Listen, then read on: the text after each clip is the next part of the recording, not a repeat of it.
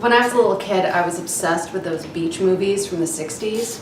Like Annette Funicello and Frankie Avalon and the Beach Blanket Bingo and, oh my God, Fabian. Yes, Fabian. And the stupid movie that was like Ride the Wild Surf. Like, I was like maybe 4 and I would tell my mom, like, don't tell me what wave to ride, man. She would just sort of humor me. And I developed this like desire to learn to surf. I saw those Gidget movies, and despite that I'm significantly taller than Sandra Dee and later Deborah Wally, I wanted to surf.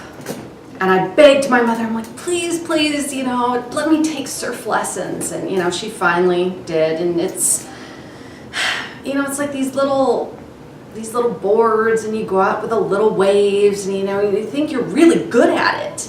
You know, because they build up your confidence, and you got your little wetsuit on, and occasionally you see a dolphin and you feel really good about yourself. Well, we went on this family trip to Hawaii.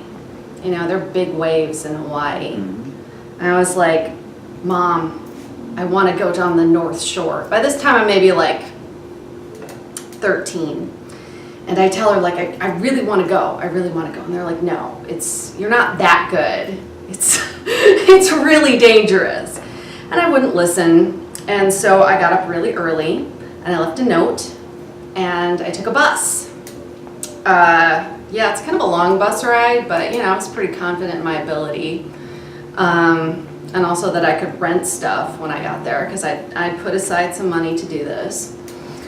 And I got there and the waves were big, but I'm like, I'm pretty good, you know.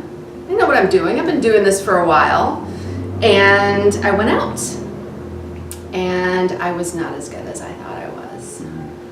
I fell off, and even though, like, you know, that's like attached to me, like my foot, it hit me a couple times. But the undertow was really, really intense, and I couldn't get up, and I couldn't get enough air, and I couldn't breathe, and I kept like trying to get to the surface, and all of the things they tell you how to swim like at an angle, like you forget all that because you can't breathe, and the water is just, it's crashing down on you, and you can't hear except for the sound that sounds like an ultrasound, and it's intense, and it's washing over you, and I thought I would die. Obviously I didn't. The lifeguards came out. It was incredibly embarrassing. They called my parents at the hotel, and they drove over, and they were mad, but they were relieved that I was alive, and it was incredibly embarrassing. And I still like the water, but it gives me anxiety sometimes. Like, not so much the water itself, but the kind of the conditions, like the same sort of sound, the same sort of weather, that sometimes it's too much, that it's like I feel like it's happening all over again.